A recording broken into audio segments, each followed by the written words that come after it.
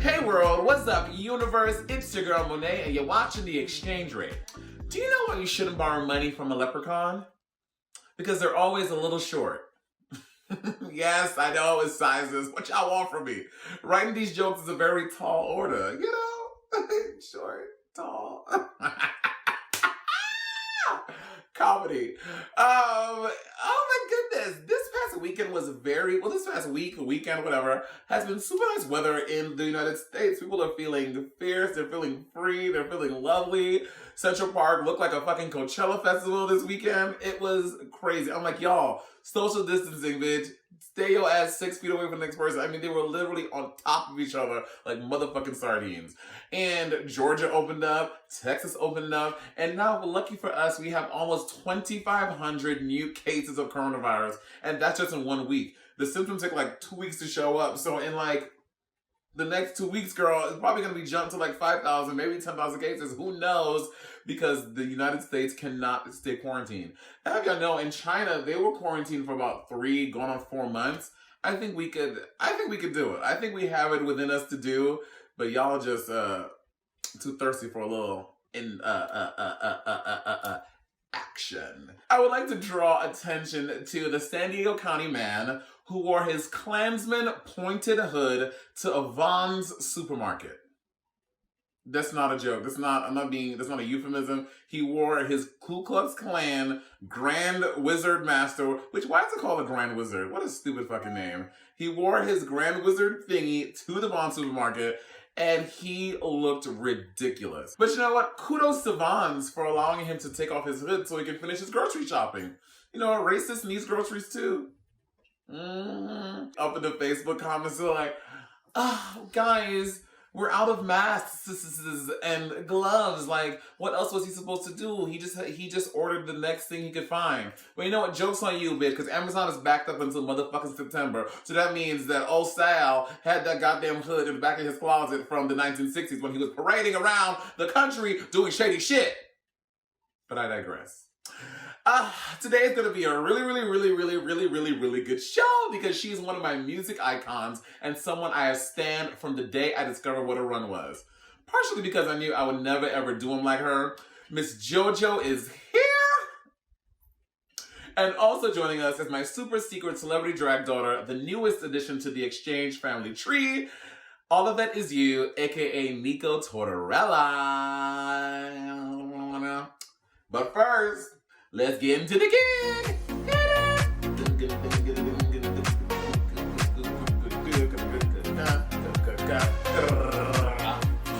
Oh my god. So yeah, stories this week.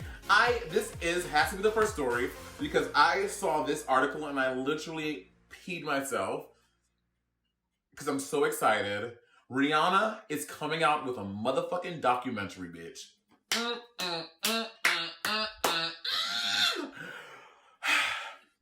Rihanna's documentary coming out. Amazon bought the documentary for $25 million. Let me get the facts right, because y'all have to review up the facts. Yeah, Amazon bought it for $25 million. There's no release date yet, which is a little sad, but at least we know what's coming, bitch. At least we know what's coming. I spent most of my day on YouTube just watching videos of Rihanna put on makeup, watching her walk red carpets, watching her literally look at the camera for 2.4 seconds. I can wait a year, 2, 5, 18 years if I have to for this new Rihanna documentary, okay? Hey, you know, if Rihanna has proven us anything is that, bitch, if she wants us to wait, we gonna wait, okay? We still waiting for the motherfucking album. It's gonna be me on my 59th birthday like, yo, Rihanna can't. Well, I won't be like that at 50. That's a little crazy. Maybe it's 55. It's called Rihanna Volume 1, which means there will probably be a Volume 2, a Volume 3, a Volume 4, a Volume 5, who knows? And it features over 1,200 hours of footage from Rihanna on the road. Now, a lot of it was filmed when she was doing the European leg of her tour, and it's by Peter Berg, who is a director. He was worked with her on Battleship. Remember Battleships? Yes, Battleship was shit. It was the worst fucking thing you've ever seen, but Rihanna was still in it. So us Navy peeps, we have to stand regardless. You know what I'm saying? And Yeah, it's fierce. He also did 2 Serena Williams documentaries and movies. You know, and a lot of people like to like overlook Rihanna and like talk so much shit, but we have to realize Rihanna is worthy to be praised, okay? She's one of the richest female artists in the world. She is apparently worth $600 million. Correct me if I'm wrong, but that's more contadas than Beyonce. That's more than Britney Spears. Like, Rihanna is worth a lot of money. She has had 14 number one songs on the Billboard Hot 100s. And she's the first black female to head a fashion luxury house. So Rihanna is doing some big things, honey. Yes, we've gotten Fenty eyebrows, Fenty blush, Fenty carn shorts. The Fenty is doing everything. But now we're getting the Fenty movie, and I cannot wait. Next up are Beyonce Knowles and Megan Thee Stallion. Which, did you know Megan, I think I said on the show before, she's 5'10". But she's just fierce. That's why they call her the Stallion, all right? And Megan Thee Stallion, bitch. I'm 5'10". Me and Megan Thee Stallion are the same height. Anyway, I digress. Yeah, so if you have been living under a rock or you don't have the lovely aperture, if you know the application TikTok, then you have not heard the song. Savage is like a mega hit on TikTok. Literally everyone has done the fucking challenge. From 6-year-old white girls to 95-year-old black women across the world are savaging. And Beyonce jumped on the hottest track that is in quarantine season, and she remixed it. Now, I think the remix is dope. It's fly. She talks about her starting an OnlyFans. She talks about Demon Hour, which we know Beyonce has a long checkered history with rumors of her and the Illuminati. I'm like, Beyonce, don't be talking about no demon time, okay? We just started removing you from the Illuminati. Don't bring your ass back in. But anyway, the remix is super dope. It's super hot. And they're both from Houston. And they are, all proceeds from the song are going to charity. The purchases from the song are all going to charity, which is dope. I'm sure it's probably to help COVID-19 relief or some foundation in Houston, I'm pretty sure. And it's dope. And what was really weird is 2 days later, Doja Cat and Nicki Minaj announced that they were teaming up for the Say So remix. Now, Say So is, I love Doja Cat. She's so fierce. But I have to say, this remix with Nicki, and I am a Nicki stan, okay? Hello, Good Morning is one of the greatest rap verses of all time. This remix was not doing it for me. For some reason, it felt like 2 different songs. Like, it felt like Nicki just recorded this arbitrary thing and they put it into Doja Cat's song, whereas the Savage remix, you can tell like Beyonce was like integrated and like weaved into the song. Nicki's, it was like Nicki, Doja, done. It was really, really, really weird and just not the features we're used to hearing from Nicki Minaj. But in it, she says this one lyric, it goes, and people think that it's pointed at Beyonce because she says, because in Beyonce's Savage, she goes, if you want to see some real ass, baby, here's your chance. Say So remix with Nicki Minaj came out 2 days later says, why you talking about who body fake with all them fillers in your face? You just full of hate. Do you think Nicki's coming at Beyonce?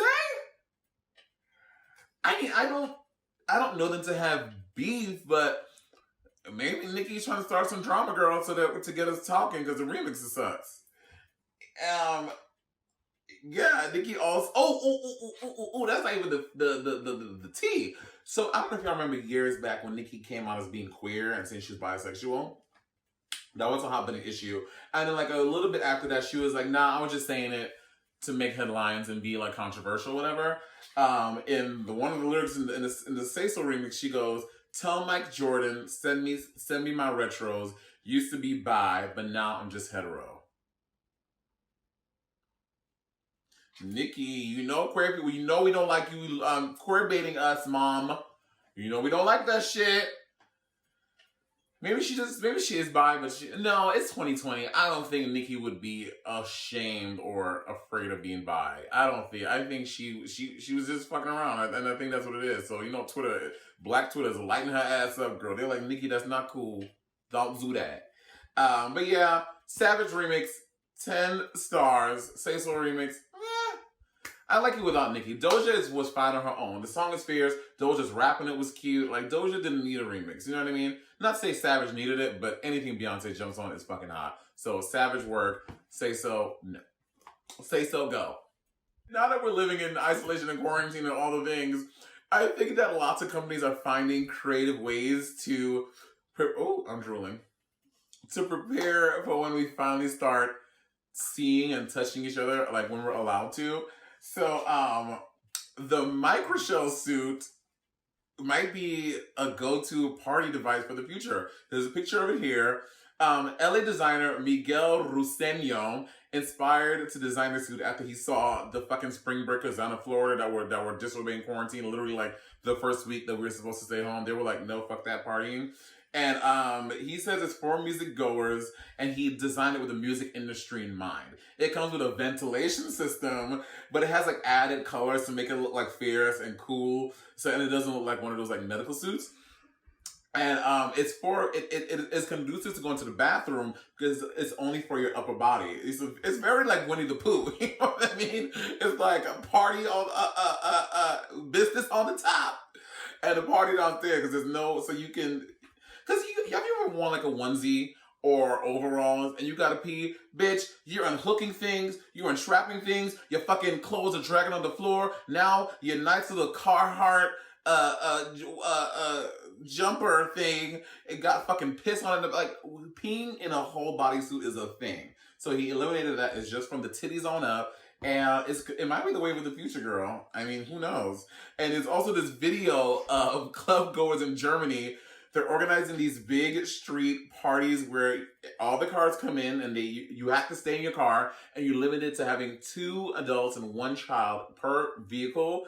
And they all line up in this park, and the DJs, and you just party like that.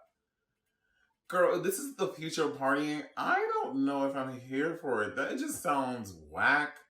That sounds boring. There's nothing about that sounds fun.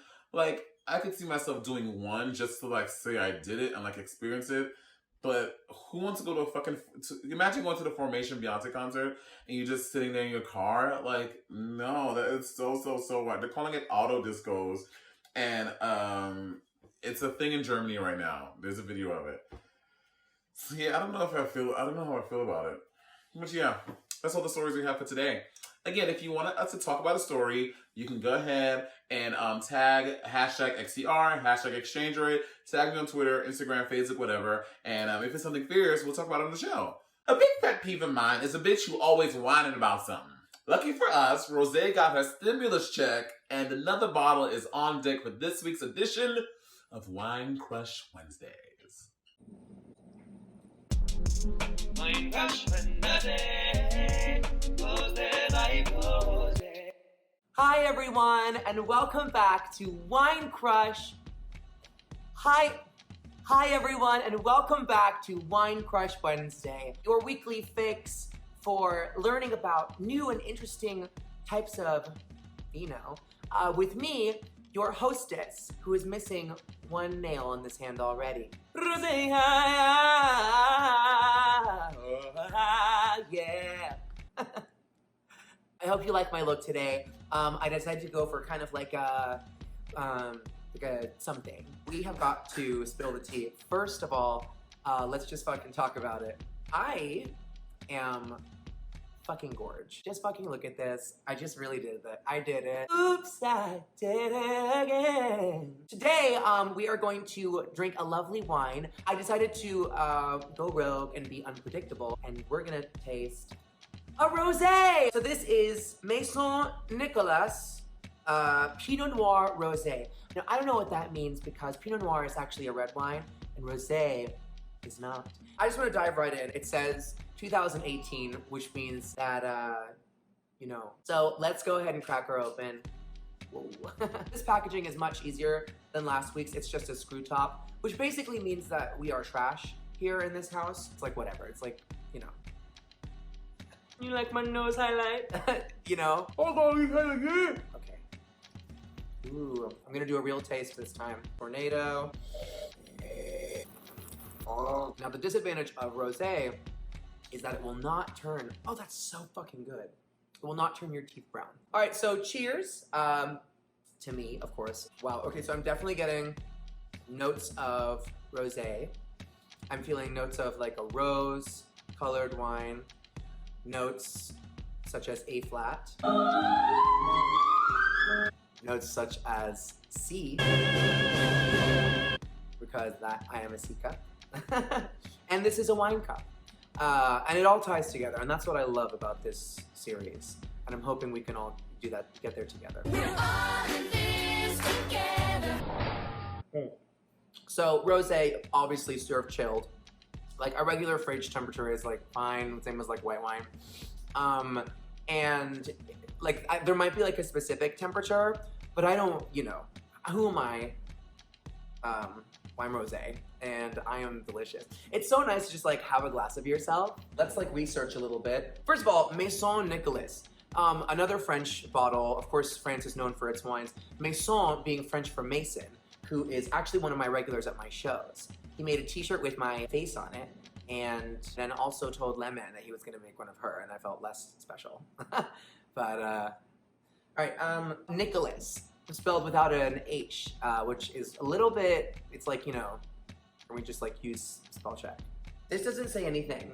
Sometimes wines have like lovely synopses on them, and I did make up that plural. I don't know if it's right. We're gonna check, and if it is, then it's like, oh, cheers to me. Fun fact, I'm very good at grammar. And just like syntax. I'm just really good with language in general, but mostly English because that is the language that I speak. The barcode is 083729007178, which contains sulfites.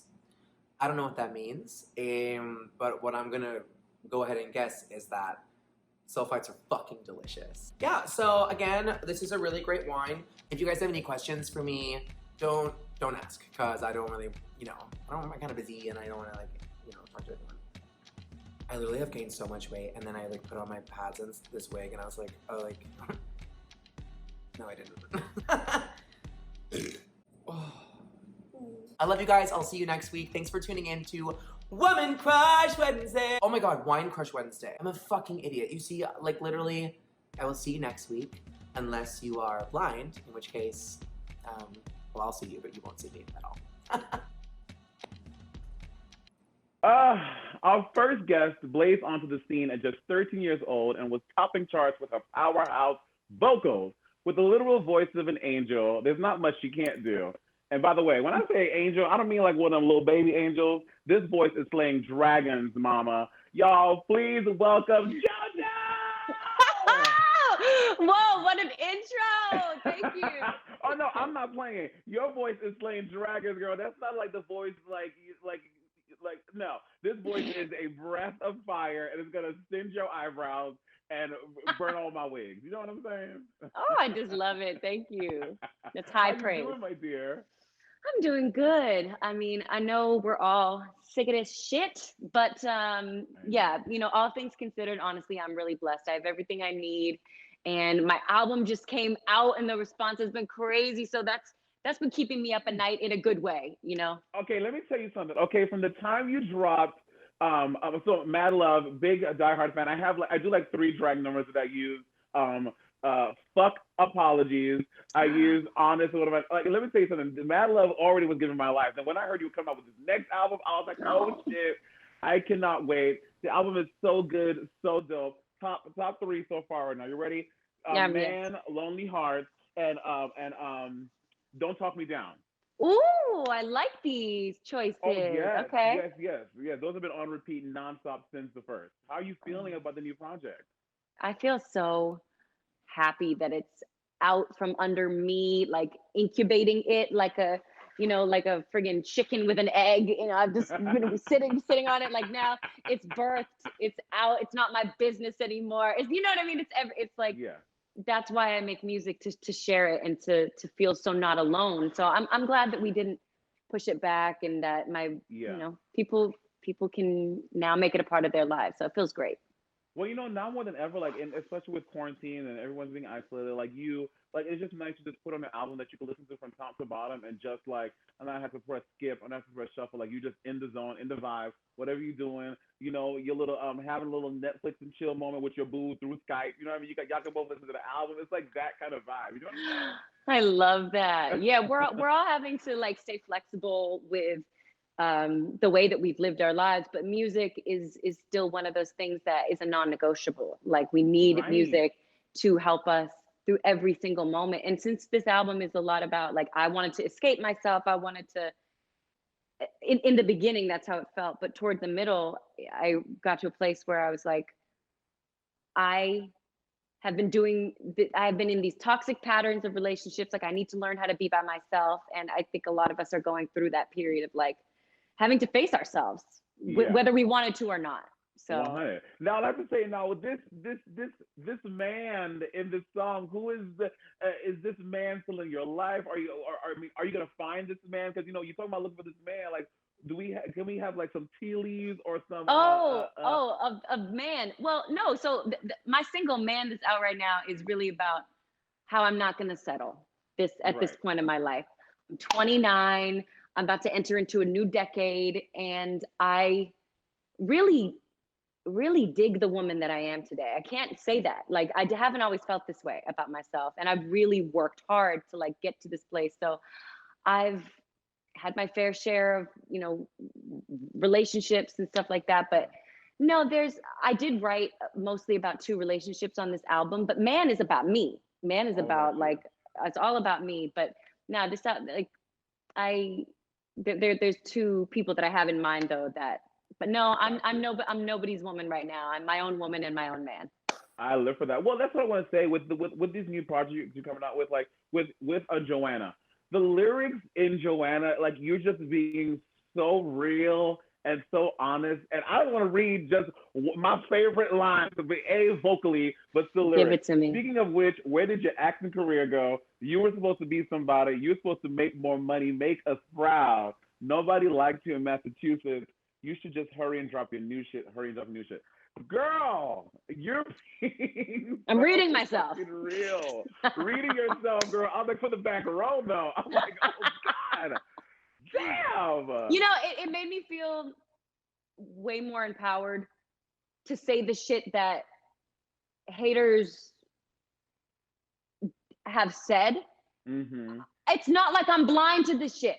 It's not like I don't I don't have these deep dark thoughts about my own self. It's not like I haven't struggled with depression and anxiety and all these things. And when people are telling you your career is over at 18 and that you should file for bankruptcy or just go pursue something else, I'm like, rich people file for bankruptcy. That's not where I come from. I don't understand. Like I go do something else. Where? What do I go do? Like people like to simplify your situation. And they think that they know what they would do if they were in your shoes. You don't know, bitch. It's just like, you never know what you would do. So that's it. It made me feel, to be honest, like that song, Cardi B inspired me writing that song because I love I love her energy of like, yeah, I was a stripper and yeah, I did this. Yeah, I scammed. Yeah, I did this. Like, you got to own who you are, where you've been, who you are. I'm not ashamed. And like, nobody can try to use my truth against me. I've already said it. It is what it is. Oh, girl, I am so, I feel like I just came from church.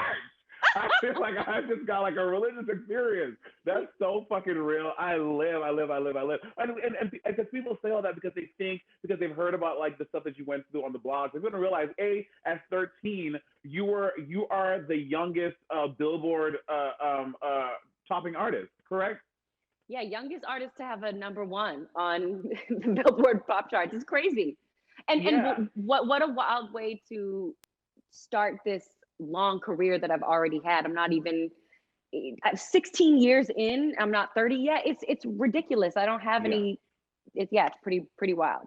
And I mean, so with all the stuff with Black Run, so for those who don't know, Black Run Records was the first record label to sign you, and you went through a really long and tumultuous thing with them, leaving them because they were trying to like not like you couldn't release your music and stuff. So like, where are you at now with the Black Ron? Have you ever reconciled any of that, or is it just done, finito, Warner Brothers, like fuck all that shit in the past? Oh, I mean, I truly, genuinely wish those people well, and I'm saying those people because there's no reason to call them out by name. They were like family to me. Yeah. It's unfortunate that those relationships ended because of business and that like I was a casualty of decisions that they made, like things that happened with me. it just, yeah, it's definitely all resolved in the past though. Right. And I had to sue and get out. But there's actually a really Uprocks did this really good documentary on my story so Oh, far. It's just girl, 25 as minutes soon as long, and you know those are 1.2 million viewers. I'm about 500,000 of those viewers. All right. it was really well done because a lot of it was just like a digestible little uh explanation of like where'd I go? You know what I Where'd mean? you It was go? really Yeah. well. Yeah. And then what I think was so crazy was your decision to, because so you were able to kind of skirt around it by still recording all of, because they didn't have the masters for them, or you just basically re-recorded your two first albums. So how it works is that publishing is different from a master recording. So, and this was all very confusing to me and still kind of is to this day. So Yeah. I made new masters, meaning that if I'm recording something today, you know, in May of 2020, then that creates a new separate like intellectual property in the computer Got that it. is Got it. different because my, you know, we did need to create something from scratch. So I was able to, yeah, get around those loopholes because I don't own my voice from when I was 13. They do. And they own those recordings because I didn't have Yeah. access to that. Yeah. So because my music wasn't available on streaming services and I felt like my history was low key being erased, I wanted to do something about it. Aaliyah can't do anything about her catalog that isn't Yeah. available on streaming services. So I wanted Yeah. to reclaim my time and kind of change the narrative and you know, feel empowered in a situation that really just it took up way too much space in my life. Oh, 100%. Because let me tell you something. I don't think as like a queer kid, I understand how you don't know how like your first two albums empowered me. As like I have so many girl. Yours, Leave, Get Out comes in the club. They put a fierce ass remix on top of it, whatever, and the kids go wild and nuts. Like it really That's so empowered a amazing. generation of young kids. Like that's the shit I was listening to when I was 13, 14. My little gay ass in my room, I got it on loud so nobody Why know. why do you think it resonated with you? Why do you think it particularly resonated with you? I don't know. I just feel like because yes, you were so young, but you were just speaking from such an authoritative place, and it just Mm. felt like genuine. And you know, and you're the kind of voice that people vibe with, and with the queer community, I feel like a lot of us, because a lot of us have to grow up really fast, and we don't have icons that we can look to because A, we're closeted and we're scared and whatever. But your music was just so empowering to us, girl, and we just fucking love Oh, you. We love you, love you, oh, love you. I love you. And you did a whole Pride run this year, which I thought was so dope. And you were at the Pride festivals and you were singing, and I'm it was always at the so Pride. You can't yeah keep me away from the Pride festivals. yeah I yeah love I love performing at Pride. It's always such a treat for me whenever I see it on my calendar or whenever an offer comes in. I'm like, oh my yeah God, it's about to give me so much energy. There's yeah such a beautiful energy at the Prides that I've been able to perform at. yeah. And then also, I want to what is your connection with Clover? Because Clover was one of the songs of Melody, and that's also the name of your record label. Yeah, I have a clover right there on my Oh, finger. I word, have a dope. shamrock. Yeah, I'm part Irish, you know, I'm from Boston, and that's a big part of Boston's history with the Irish immigrants and everything. And I've always been interested in that part of my lineage. And I started to think about how lucky I am to have the resilience that I've had. It doesn't come from nowhere. You know, you could conflate luck and blessings as being very yeah, similar thing. And that's what it is about kind of um, the, it's about feeling really lucky and moving forward. And that's it. That's it. I love, love, love, love, love. And you know, and I also want to say this, because I had my album come out, whatever, and it was all dope and good, whatever. But to see you, you know, you had a little. Oh shit, my hair got caught in my lipstick.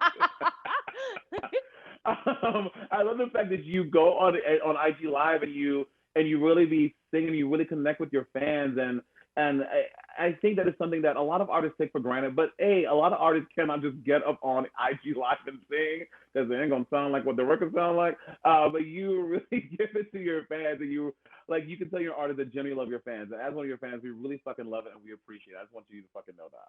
Yo, thank you for saying that. Sometimes I'm like, oh my God, am I doing, what am I doing? You know, sometimes you're just like, what am I doing? But I'm really the answer is I'm just having fun and YOLO and like, yo, we're all locked down. So I want to connect with people. I miss people. So it's kind of a cool way to stay engaged.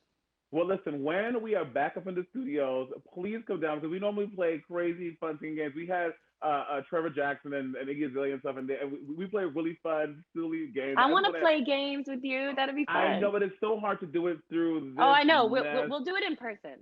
Yeah, we'll do it in person, definitely. JoJo, thank you so much for stopping by. Listen, if y'all make sure y'all are streaming, buying JoJo's new Mother Tuckin' album. You will not regret it. So good, so dope. You're a queen, my dear. Thank you, my love. And I'll talk to you soon, all right? Thank you, darling. Bye. Bye, dear. She's beauty, she's grace, and she's always serving face. Here's some BTS of Miss Universe telling us about her monetary habits.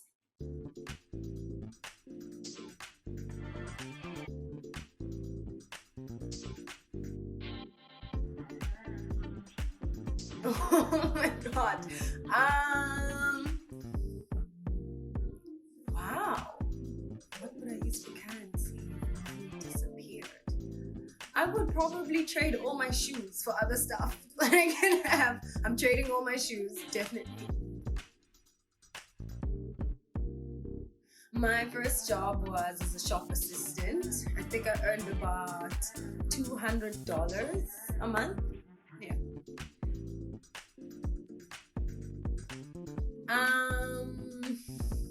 I bought myself a cell phone for the first time. I think that was my very first biggest purchase. And I was very proud of it.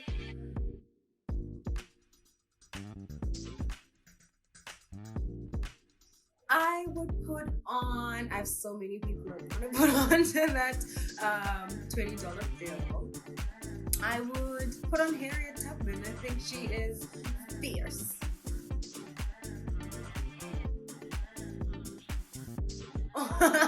Rands, pounds, dollars, euros, and nairas.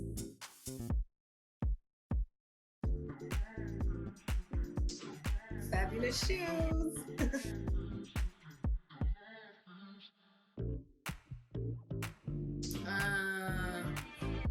Love. Well, we're certainly not getting any younger, so let me waste no time introducing our next guest because they're a scream. Author of All of It Is You and The Space Between, actor and activist Nico Tortorella.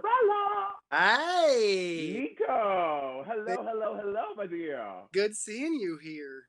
I know now you know the inside tea about hello, the little RuPaul's little intro to you in the workroom. I do. I feel like I'm like officially part of the family now. Feels good. Girl. Like the most like it's some hard. It's hard. People again. I say this all the time to all the girls.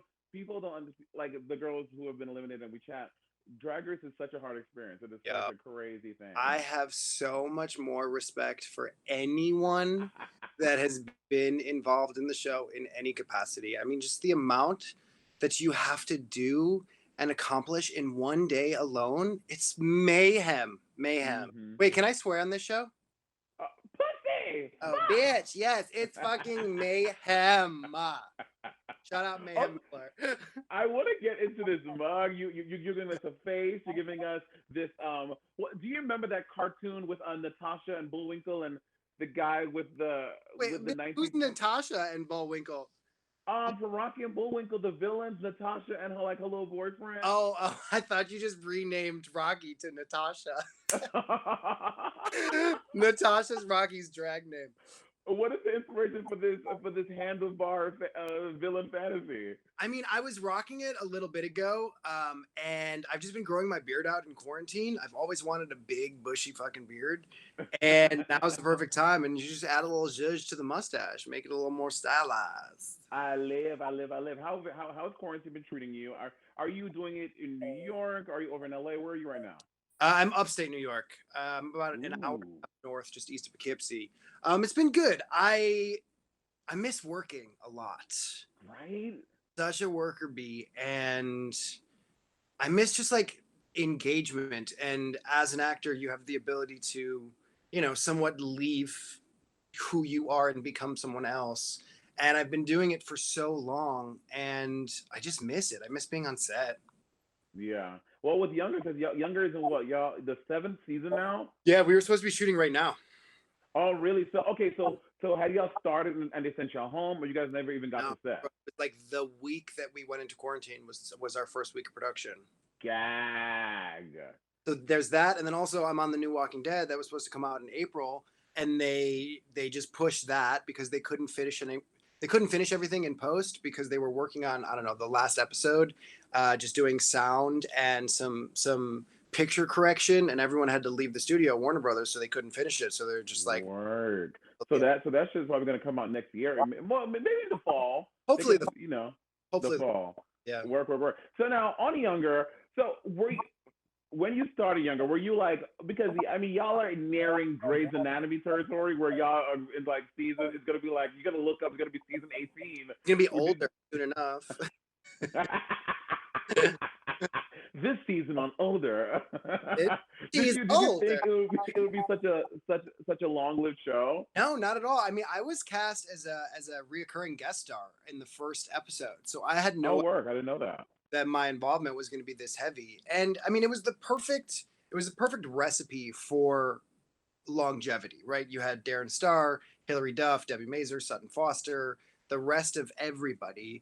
And given the success of everything that Darren's ever touched, right? Sex and the City, Beverly Hills, yeah, Melrose Place, et cetera, et cetera, et cetera, I knew it was going to be successful, but I never imagined it to pop off this hard.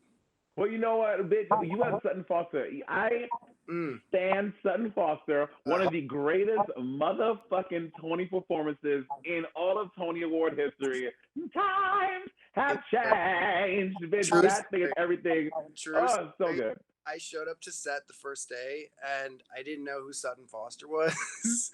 And I'm Nico Tortorella, girl. Bad gay. I walk up to her, I'm like, so what do you do like outside of this?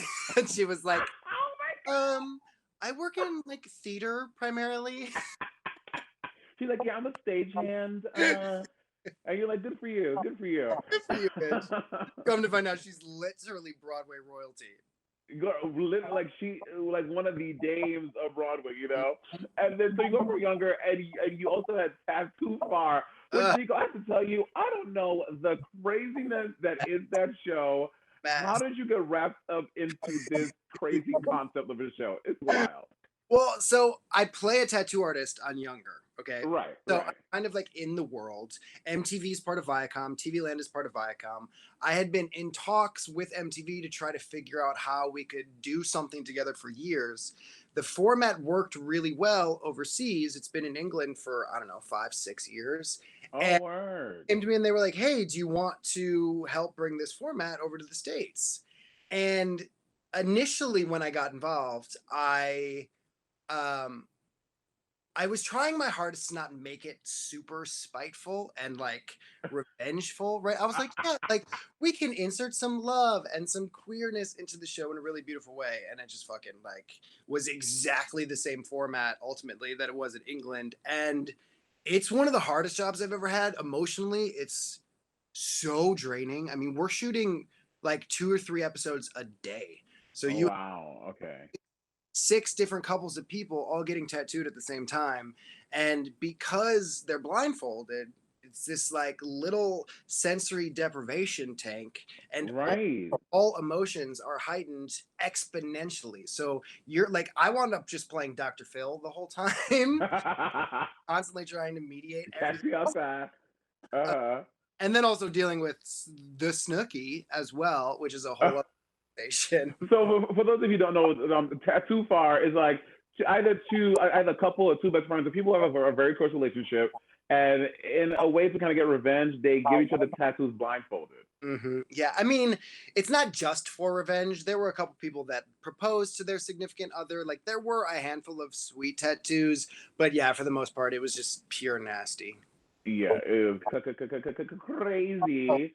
Honestly, though, I learned so much about people and the way they communicate with each other. Because for whatever reason, we created this little bubble for people to be able to open up to each other in ways that they couldn't necessarily outside of the Yeah. so ridiculous. But I got to meet these people from walks of life that I normally wouldn't have interacted with, right? Yeah. And I got like placed smack dab in the middle of their relationship. And I learned more about the human condition working on that than anything I've ever done. Well, speaking of the human condition and communication and all those things, all of that is you made their RuPaul's Drag Race debut. How are you feeling? How was your time on the show? What's the tea? There's so much tea. I mean, okay, look, like, bottom line, we shot that almost a year ago now, right? Yeah, yeah. And we were under the impression that it was coming out last winter, and it never really did.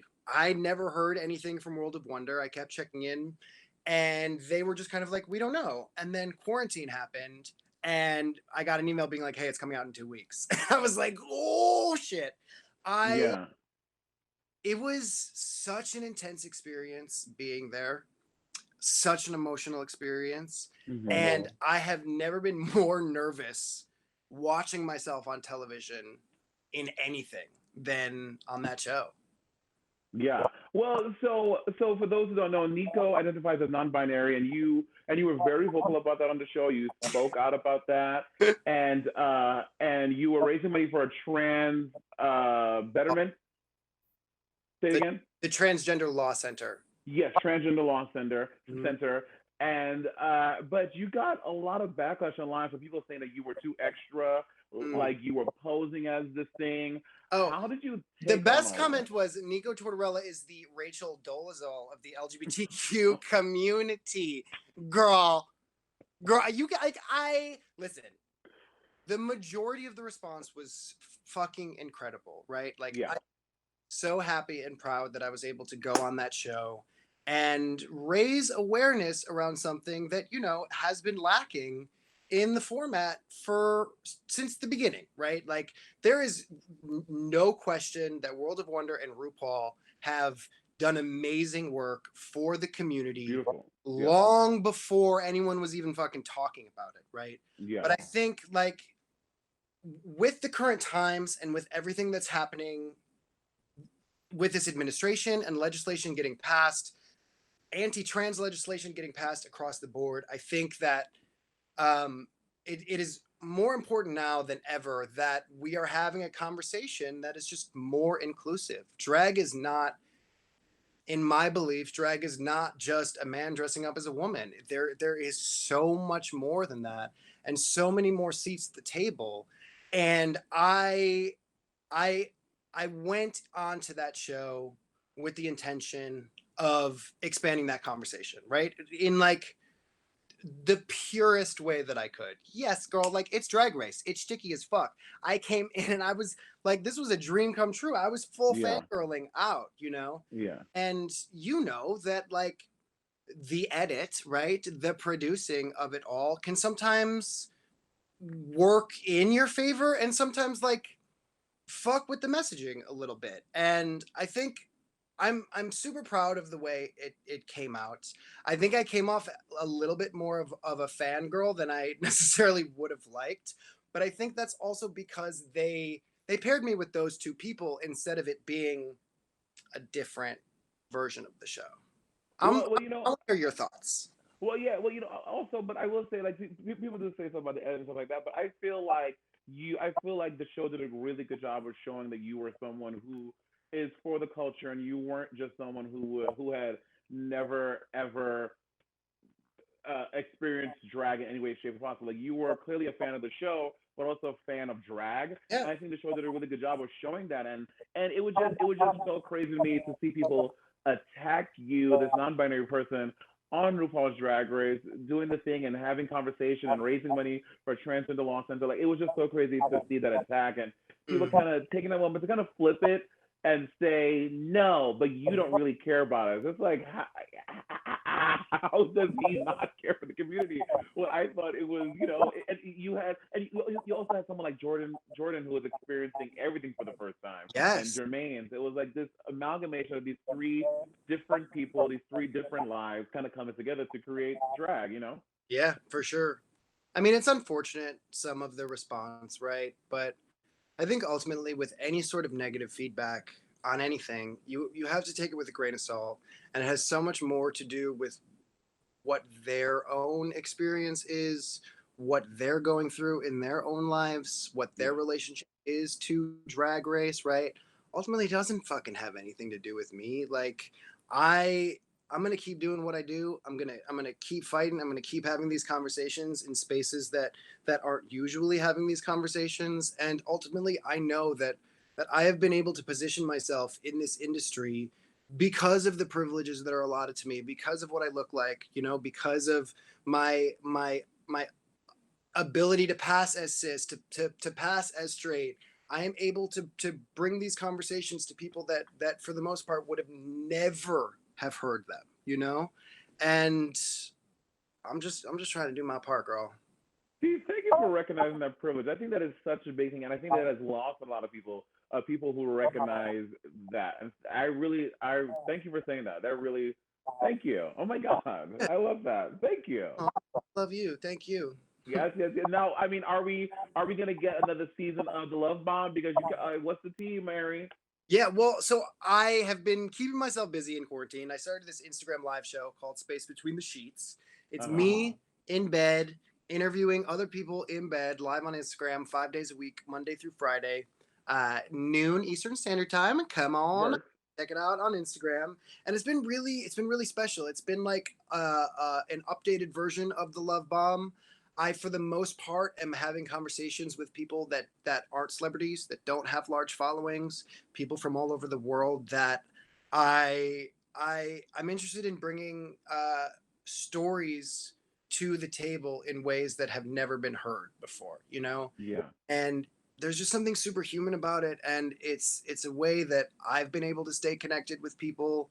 We're gonna have to get your ass on pretty soon. Oh yeah. Oh honey, you don't want to see me in bed, girl. You know what? The camera lens might fog from how steamy it's gonna get. Yes, I'm here for it.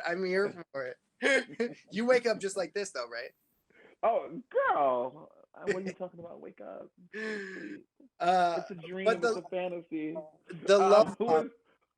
Who are some guests you have coming on? Do you have anyone coming up? Peppermint's actually coming on Thursday. We're gonna have Work. a longer, more in-depth conversation on kind of the trans exclusion of Drag Race, the future of Drag Race, just kind of the trans agenda in general. And the bitch, that is a must-watch. I don't think I've ever heard Peppermint's take on the whole thing, so that'll be really dope to hear what she has to say. Yeah, I'm excited. Peppermint and I have been super close, and the night that it came out, when certain people started coming for me on the Twitter, I wound up deleting Twitter that night. Did you really? Yeah, this is an emotional experience for me. I don't need to see this shit right now. I'm back on. She's back on. It was just Monét. I just had it. I just had to leave Twitter. Well, I'm back now. I'm back on. But Pep actually reached out to me and she was like, "Hey, babe, like I'm just checking in. I know this can be super tough." And in just like a really human way, just like checking in on each other. That's what we should be doing in this community. It makes me so sad that there is this inner struggle and this inner fight that exists within our community that is just really toxic and goes against everything that we actually stand for, right? A community is supposed to show up for each other, right? That's literally what the word community means. And I'm looking forward to a time where that is more, Okay, Thursday at noon Eastern Standard Time. Yes, ma'am.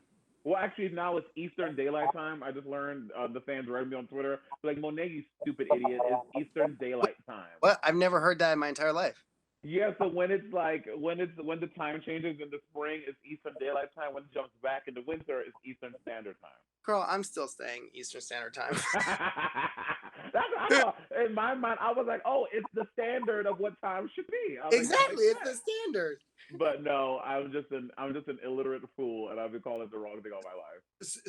So you're supposed to say EDT now? Yeah, EDT is right now. No. Nico, thank you so much for being my guest today. We are looking forward to. Oh my God! Also, I've been like, I don't know if I'm supposed to say it, but I've been telling friends about the cartoon that we're doing. Yes. That I feel like we've been recording for 19 years. Literally 19 years. And we talked about it on Drag Race too, and they didn't put any of that in. Yeah, well, you know, also with drag, like, you know, Yeah. there's so much shit gets left on the cutting room floor. It's like about this everything. But yeah, so hopefully our cartoon comes out soon, and we can. Have you been saying the name of it anywhere? I haven't seen the name of it, so I don't know if we can say the name of it. Okay, well, we're on a cartoon together. It's coming out on Nick Jr. I think this fall. Yeah, this fall. Yeah. So Yeah. keep your eyes out for that, and we'll hey, look for The Walking Dead. Yeah. Thank you for just showing up for me on that show in a really incredible way. You were just so supportive, and I know some of those conversations that I was having aren't the easiest to navigate, and I've always appreciated you, but working with you in that capacity was really special, and my love for you is very strong. Oh my God, you listen. You are more than welcome. Don't even thank me. And last thing I want to say too is that even when Nico and I were having conversations on Celebrity Drag Race, I sometimes will fuck up with pronouns, and I'm also trying to correct my language and fix everything. And no one is perfect. You're not gonna get it right all the time, but at least fucking try. Yeah. I think is the moral of the story. Facts. Just try. Literally everyone I know, non-binary people, included fuck up pronouns from time to time. It's not a perfect science, right? We are all transitioning. We are all adjusting. It takes time. And as long as the intention is right, like, just show up for each other. That's it. Yeah. Also, you have beautiful teeth. You have beautiful teeth. I would lick your teeth. Licking teeth when I kiss someone is like my thing. But anyway. Really?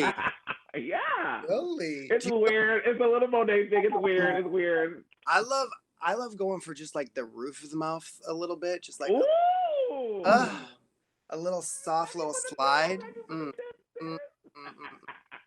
Good seeing you, my dear. Have a good day. Stay safe. Stay healthy. You too. Bye, honey. And that's our show, ladies and gentlemen. I don't know if y'all can tell. I was sweating during that JoJo interview. I love her so much. And it was a pleasure having one of my music icons on the show. Oh, I'm sweating. But y'all saw like the little hairs on my forehead sticking, girl. That's because, schwitzing. Really fun and insightful conversation with Nico Tortorella.